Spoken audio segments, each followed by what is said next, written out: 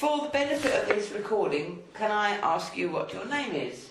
Robin Hines. Hines, okay. Oh, there's a David in there somewhere. Robin David Hines. Right, and where were you born, Robin? Houghton Regis. And when were you born? In a nursing home that isn't there any longer in Luton. Do you know where, if I show the old post office, we're going back donkeys. There used to be a little nursing home there. They're still using it. St Mary's.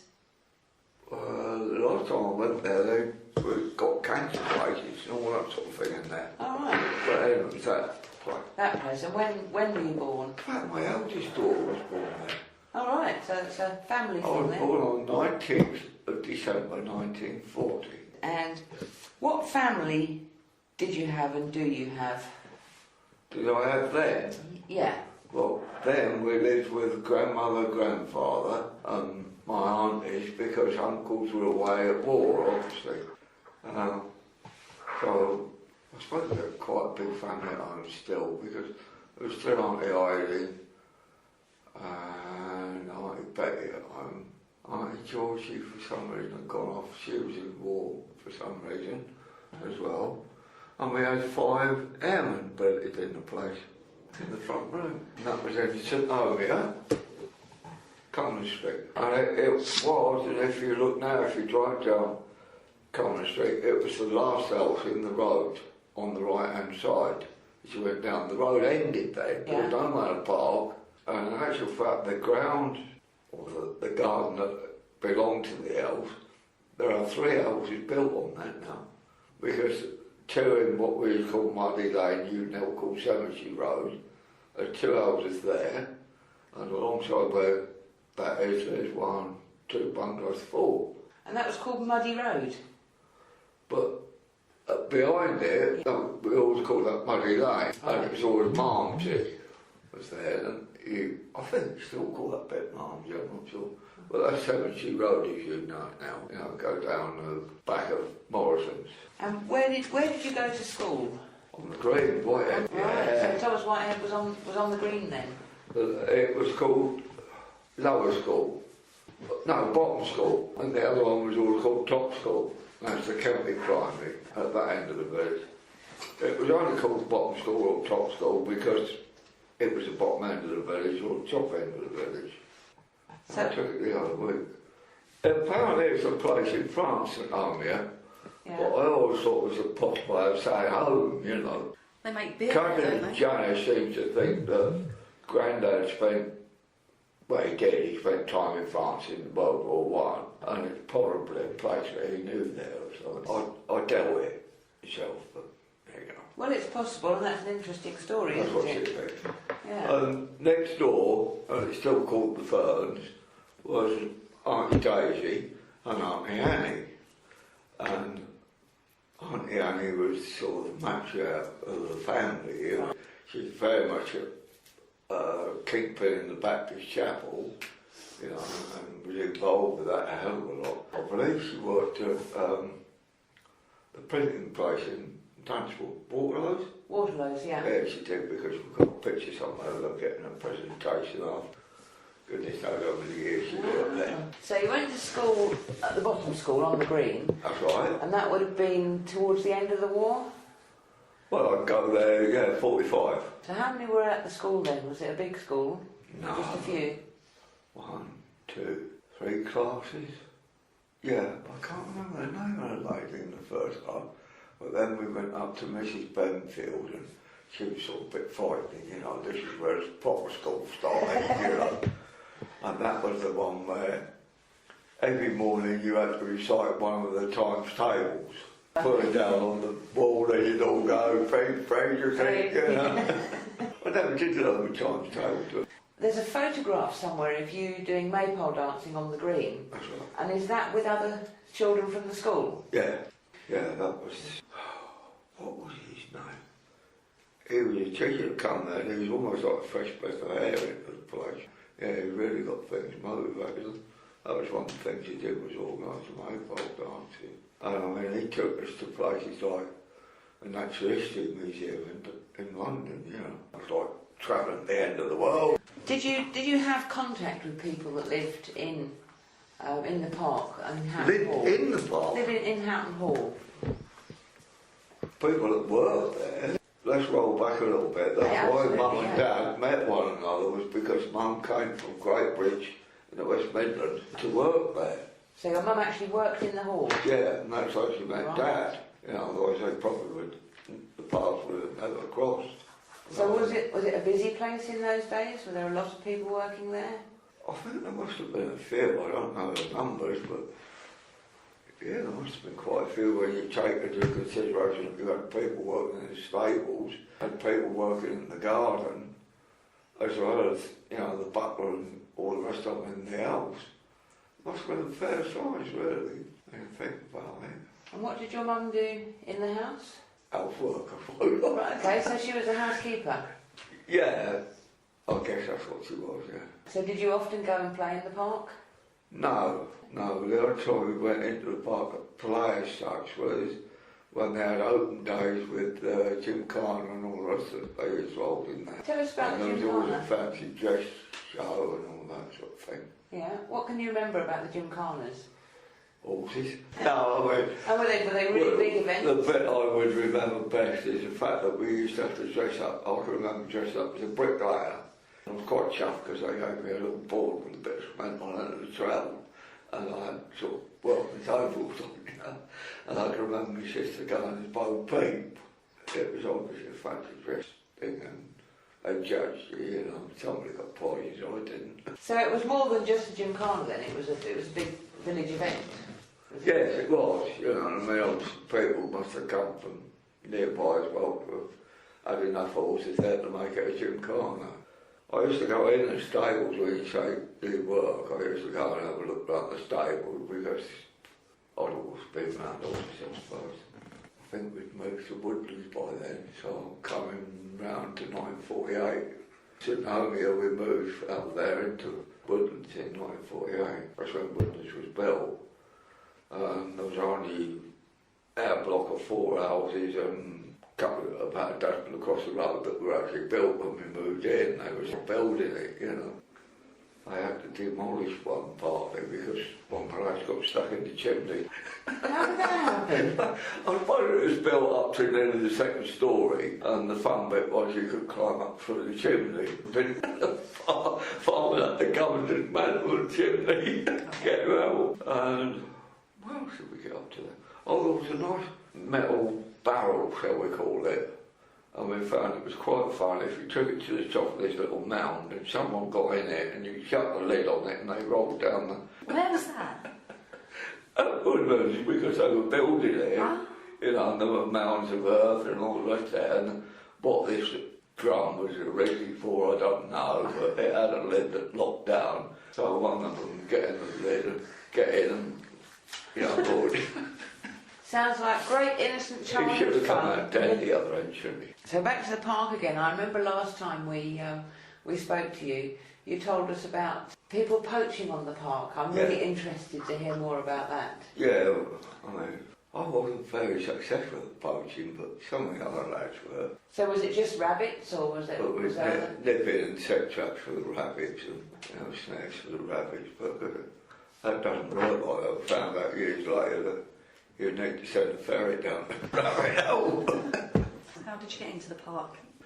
Well, the wall that used to run along the front there and run up park through Rabbit Lane, as we called it. But if you went far enough up Rabbit Lane, it was just a normal fence sort of thing, and you could climb over. The wood was a lot thicker, and there's a lot more of it then, I don't know. But yeah, we used to find our way all around that bit and across to the other bit, and I don't know quite how to put this, but Mrs. Park, you know, Colonel Park's wife, didn't have all her marbles. Are we supposed to say that? If she saw you, she would say, "Hey, Shay, who are you?" And you would give her a name and toddle off, you know. and she'd just believe you, whatever name you gave her? Yeah. So was she out and about often, or was that just a That would be if she saw you in there, you know, Yeah. she would challenge you because she used to go for long walks around there, obviously, because she obviously marched up here then. Everything worked right upstairs, let's put it that way. What did the park actually look like then? Is it a lot different now to how it was then? Yes and no. you know, it isn't as far as you've now built the bowling club and the houses are on there and everything else where the garden used to be. And obviously they're not stables anymore, they're mews, aren't they? I mean, the stables was quite big, weren't they? Quite a good string of excellent horses in that once time. You know, they used to come back with winnings and all the rest of it. The gardens are more or less the same. You know, they've changed a bit. But no, it hasn't changed an awful lot. I mean, the cedar tree obviously is always going to be there. Isn't Yeah. it? You know, Was it just... But there was sheep used to, you know, graze the parkland and everything. But obviously you couldn't do that now, you know. Yeah, you didn't see many dogs, the story I liked of that was apparently one of the German planes got rid of one of its bombs in the park. There were a couple of dozen more rabbits that everybody apparently killed quite a few rabbits. So where did that happen then? Well, that must have happened during... So you didn't actually see that though, but that was just one of the stories? No, before, you know, I'd be too young. So any idea where that would have been in the park? Must have been out in the open grassland somewhere. I mean, obviously they bombed Luton, didn't they, with the Vauxhall Pass and whatnot. I mean, the only thing I can recall of the war really was, apart from having the RAF chaps there, which I think must have stayed a little bit after the war as well, they run a Met station come radar station, more or less where the schools are now. That's what they were there for. I digress now. But I used to like, this is why I think they were there after the war, because I can remember being at school and then still at the house, and one of them, the Irish lads, used to put me on his shoulders, get on his bike and take me up there. You know, and because some of the radar macro thing compared to today went round in circles, and then the half boom one went up and down, and it was good for a ride. Getting there, and you got all these dials of it in the room, and it went round and round, and so it was wonderful, you know. So someone used to take you from the Houghton Hall end and then up to Sandon Road on their bike? Yeah, from St Home. So were they living at the hall then? Were they living at the hall at that time? No, they were living in St Home. They were billeted in our house. And the five that were in your front room? Where they came from. So I think they must have been there after the war. As I say, all I really remember of the war was being woke up a couple of times and taken down to what we used to use as an air raid shelter, you know, which was a big pantry that ran under the stairs. Apparently that was the safest place in the house if it got bombed. Apparently the stairs always seemed to stay. That's what they say, isn't it? And there was a siren, obviously, you know, that told everybody it was about, and another siren that went off to say it was all clear. And we'd sit in there. Well, Grandad always used to wander off into the garden. I suppose what he was doing was having a look and seeing whatever. But I thought he'd work the siren because he'd be out there and the siren would go, you know. So I'd be trotting down the garden next day to look where the siren was. I mean, the siren, in actual fact, was in Dunstable. You used to hear it from there. They used to use that for donkey's years. There used to be a 12 o'clock one and 1 o'clock one. I suppose people didn't have clocks so much then. But the siren used to go off and they'd say, well, it's 12 o'clock. You know, and that was from Dunstable. You could hear that over here. And another one used to go off at 1 or whatever. I don't know when that stopped. It's probably still going on the early 50s at least. That used to go on. Oh, it might have been factories that had the siren, because it was lunchtimes. I remember you saying about the mews being different now. It used to be the stables. Can you remember when they were converted? No. Would that have been when you were away? Much later. I'd probably gone off into the Navy by then. When did you go to the Navy? I went in the Merchant Navy in 57 and I went to the Royal Navy in 59. Can I just bring you back around slightly, Robin? Can I ask you who has lived in Houghton Hall house or occupied it throughout your lifetime? Can you remember all the people? I remember Colonel Park being there, like you say, anyway. And the butler used to live in that first house at the bottom of Drury Lane. You know, as you look at Drury Lane, the first house on the left there. I believe the other homes that were occupied by people that worked in the home. Do you remember what his name was? No, cannot for the life of me think what his name was. Okay. Bit of a pompous old chap. And I think I said to you last time, I used to deliver the Sunday papers down there. We're coming now round to sort of 52, 53. And I'm toddling through a little gate door that went, as the wall comes round from the right of the main thing, there used to be a little door in the wall, whatever. And we used to go in there and go round the passage up and open a door and shout, because apparently if you knocked the door he couldn't hear you, and he'd come toddling down 2 sets of steps and get the papers off me. And my governor, Johnny Oldman, he reckoned that what he used to have to do was iron the papers before they came to cut off art. Yeah. So was he the butler?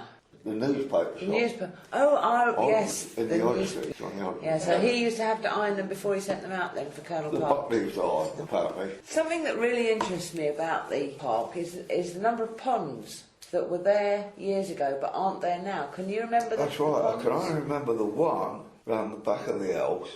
There was a formal sort of lawn, and the pond was to the back of the lawn. I'm almost sure it was. When we visited the house recently, the people that are in it now said there was a hole there and they recreated the pond, and that was at the back of the house. Yeah. So that was probably the one that you're thinking of as well. I'm almost sure there was a fountain of some sort, and very vague memory of it. So there wasn't a pond where the River Lee comes out Oh, then? the Ousel Brook. Actually, I'm confused, isn't it? Because the Ousel Brook is what we call the Wash, and I think that is what you're talking about as a tributary to the River Lee. Yes, it comes out of a pipe Yeah. now, but didn't used to, did it? I don't recall one near that at all, no. There was a lot more water used to run down that, and you could catch sticklebacks and all the rest of it, you know. And I finished up in it on the motorbike once. So what happened there? Was this Washbrook? No, the Lee. That was when we lived in Woodlands. Where that runs under the street, where that pedestrian crossing is now, it runs under the road, doesn't it? But the road was a lot more narrow, and the bend was a lot sharper, right? Coming from the Luton end on the bike, and lost it and went down there. Dad had heard me coming, because he lived in Woodlands. First house in on the right, he was obviously in the garden or something, and he walked up there. Pulled you out of the brook. Yeah. Do you remember the walled garden? Was the garden walled when you... What you call the vegetable garden. The Victorian wall, yeah. Well, I haven't said vegetable. They seem to grow more vegetables outside, you know, further going up that way. They seem to more flowers, and I'm almost sure there was what they call a hotbed. It's only through gardening years later that I've learned that apparently these hotbeds, I used to build them with a layer of manure, a layer of soil, a layer of manure. And that would be so much warmer than the rest of the garden, so they could bring things on earlier by growing them in that. That was there. The only reason I'm saying that was there was because I walked over it and got a clip round the air hole, because you're not quite walking. And that was inside the walls, was it, or just outside? That was inside the wall, that one was. I was sure there was sort of glass houses down one side of it. Right. Almost, you know, unless I see them somewhere else, but, you know, like a lean-to. I'm sure there was some of them along one of them walls there. Because the back end of those mews, if the wall was still there, that would be the wall of the garden, where it made. And I think the glass I'm talking about was at the back of it. Oh, sure it was. This is where I get muddled up, because we were talking about Ice House the other day, weren't we, at the meeting we went to. And they're saying it's down a hole. Well, I can remember walking into it. Where would that have been? It was out in the open park, right out in the open park, where he's saying now more or less that they got to lift a concrete lid or something. I think there must have been a steps that he went down. So you remember a building around it and then steps to go down into it? Oh, I'm sure there was, you know. Soil over it and grass had grown on it. But that's the way I remember it. Perhaps your memory goes squonky. Yeah, because there does seem to be two one away from the house and one near the house. Yeah. So do you remember there being a well on? I can remember there being a well, but not just there. It was one out in the park, and I believe they had a pumping arrangement for sending water to the house at one time from it. Can you remember the location of that? Not the exact location, I can, no. But again, that was out in the open park. So was that anywhere near the ice house? Not an awful way off from the house, no, let's say 100 yards, 150 yards, something like that. And if you're looking out the back of the house like that, you would more or less go straight off to where it was. Whereas the ice house was off to your left more. So we're looking from the back of the house towards where the industrial park is now. So the well would be straight ahead, and the ice house would have been slightly to the left. To the left, if I remember. So the changes, you were away for part of the time, obviously, because you went away in the to sea. I missed awful big lumps, really, because of being away.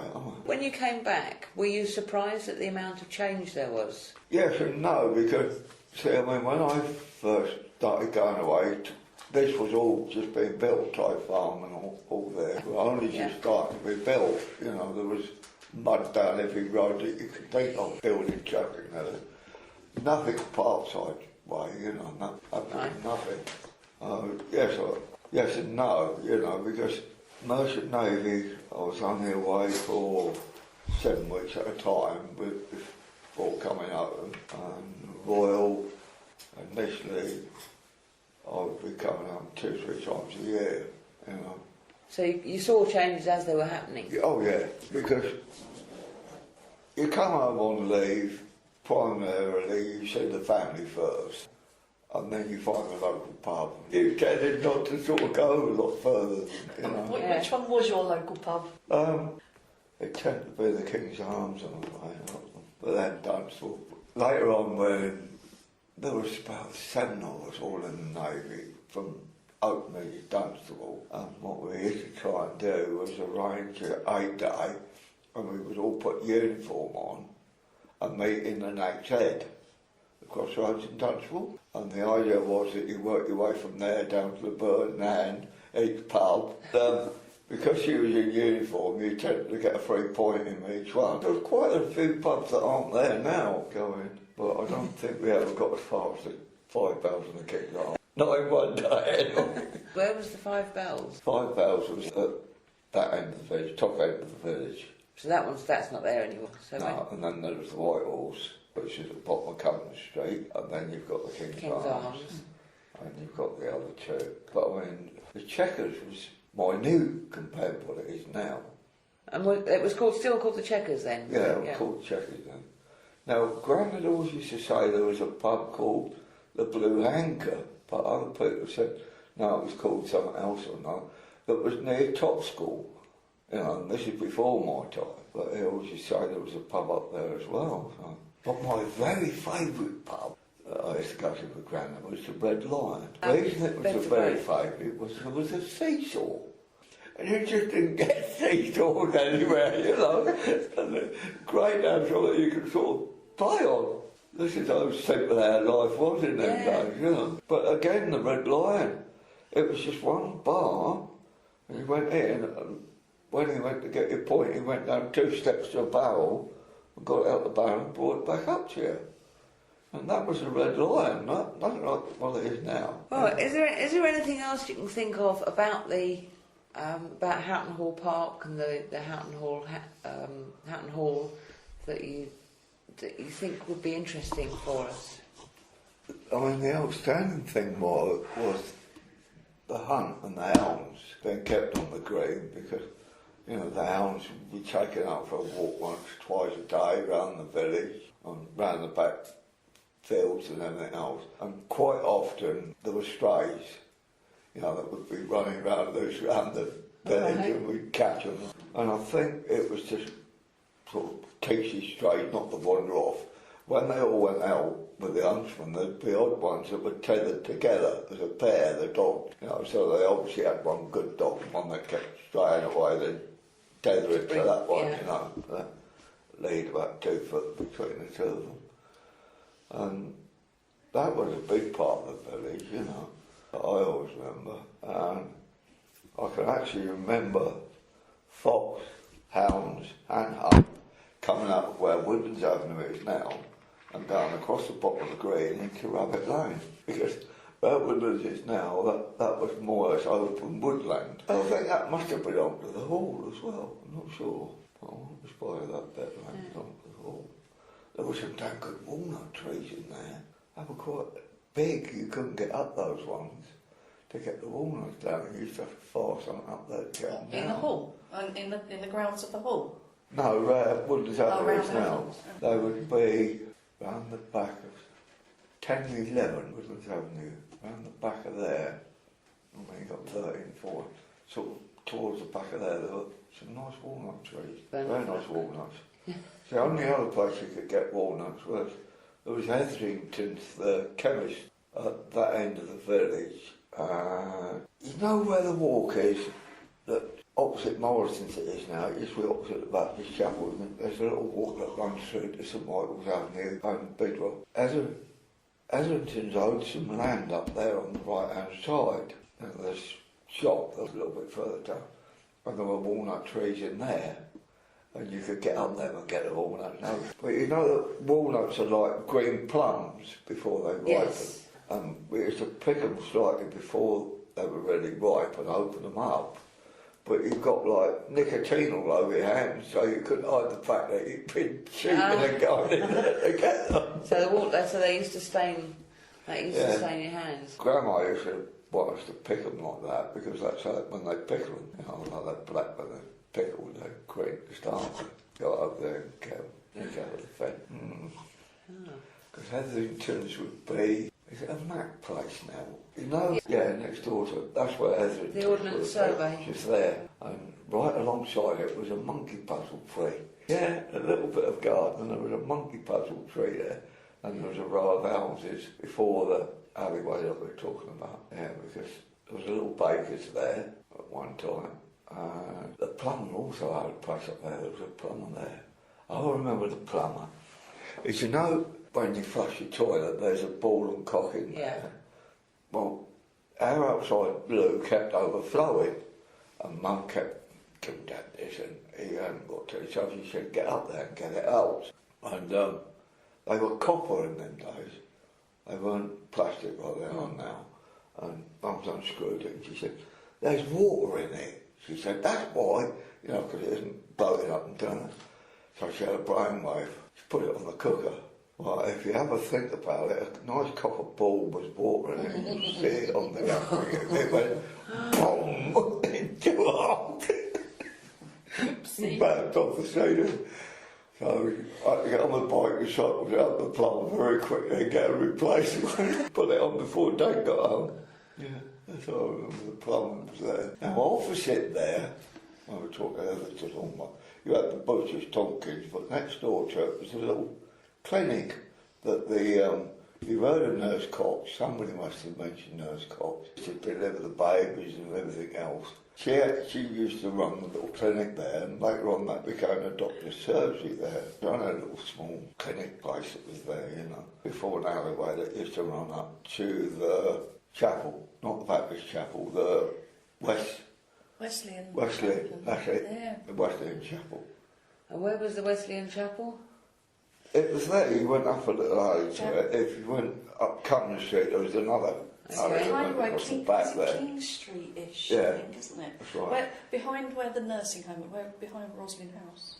Yeah, that was there. Well, there's all them people that were buried there, weren't they? You know, they're going back, it's all covered over now, aren't they? You know, because there were graves in the front of the Baptist chapel, and there were gravestones around the Wesleyan chapel. Gone somewhere, or they're still there. I don't know what happened, because I wasn't around at the time. Because, I mean, a lot of changes have gone on down that part of the town. That's right. Haven't they? One of the actual Western Chapel was used as a carpentry shop or something like that for some time, before it was demolished. When they moved to that little place, that isn't one anymore, next door to the garage. Just past the garage, there's a little place, you're doing cars up there or whatever, building there, and that was where the Western Chapel moved to. Right opposite where they wash all the cars now, back off the road. It's not a big thing, but that's where the Western Chapel moved to. There's a photograph somewhere of someone laying the stone, you know, the initial stone for that place being built. And that land was owned by Waltons, a family called Waltons, and they were related to my family, Spittles, and all, you know, because my family lived in a house right where the garage is now. Right smack there, you've got those 2-3 houses there, and their house was towards it. It was quite a big house as well. There, I got a photograph of them all standing in the high street. Yeah. Yeah, they lived there, going back to 1800s now. Or early 19. I've only got one more question really, Robin. Going back to talking about the green again, but do you remember any other activities that occurred on the green? Did they play any sports or Yes, anything? football and cricket. Did you play football or cricket on the green? Only from school, because the school we used to play on there for the school, and we also had the school sports day on there. I still got my certificates for winning the races. Did you? Yeah, Oh, and some of the other lads put theirs on Facebook, but mine are better than theirs because mine are signed by the headmaster chaplain, which everybody remembers, you know. lovely. I mean, mine are so much older than theirs, anyway, they're 47, something like that. Yeah, I've still got those, but we did that, and then of course there was cricket on the green and football. Now the two used to overlap, didn't they, the seasons? So when they first started playing football in the new season, they used to play in a field more or less opposite where the entrance is to the park now, where all the dog walkers go, you know what I mean? There was a field opposite there, and they used to play in that. And we used to have to shush all the cows up by the end and clear all the muck away before they could play. But they used to play on there until the cricket season actually ended. Then they'd come back onto the green and play, like, you know. They were a good team. Again, I've got a picture of them somewhere. His dad was trainer, come manager, whatever of them. And they used to change in the old memorial. The new one wasn't built then, but they used to use that as a changing room, come whatever. Over the days when half time, what we used to do was take a segment of orange round each player, plate of orange, you know, took the orange. And they used to go round with a collection box round all the spectators. I suppose that was to help run the club. Or perhaps it was for the funding for the new memorial hall. No, it was to run the club. That's what that was for. So they changed in the memorial hall. Was the cricket pavilion not on the green then? Yeah, there was, and that was right next to where the bunch of nuts are, just up from there, on the left there. What sort of year was that? What year did it disappear? I don't know. The years I'm talking about are because we've always remembered it right at the back, haven't we? But you're saying I remember it's that on one. right by the bunch of nuts. What sort of year would that have been? Well, it was still there in the early 50s. You know, in fact, it was probably there right up to the mid-50s. You have to ask them when that was built down the bottom there. For the benefit of some of the newer members of our community, what's the bunch of nuts? The bunch of nuts are those 4 houses that sit on the green. They're referred to as the bunch of nuts. So why was that because of the The walnut only tree, reason I think of that is because just past there were 3-4 beech trees. Yeah, so it could have been beech nuts and walnuts, couldn't it? The walnuts were in the They were much further yeah, up. but there were beech nut trees there. And, yeah. So that's possibly because of the beech nuts then, beech trees. That's the only reason I think we all refer to them. I'm sure they've got it up on them somewhere. I think you'll find the address is probably number 1 bunch of nuts, number 2, number 3, number 4. Yeah. The cricket pavilion was nothing more than an overgrown garden shed, really, you know what I mean? You went in and one team went that side, one team went that side. When they went for tea or whatever, they would go down to the checkers. The edge was so overgrown there, you know, because I remember helping Dad cut our edge back and lay our edge at the bottom of the garden at 46, you know. He laid the edge because it was so overgrown. Okay, well, thank you very much for your time. You'd probably drop your mind if we sat here long enough.